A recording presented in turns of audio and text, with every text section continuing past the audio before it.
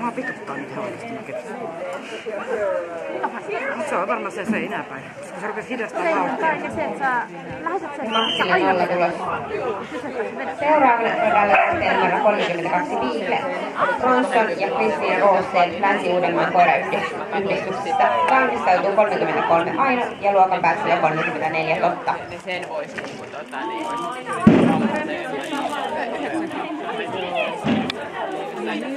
mä ostin sit vaan ne.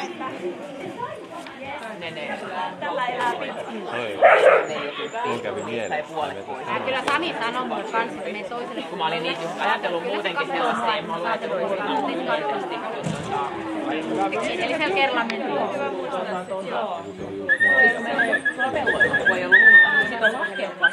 Toi on varmaan onnistunut 7 ja 5. Ja sit saa tarvittaessa niin jos on lunta kanssa se pääsee. Tuo tämmöinen, että se on ajauttaa kerran.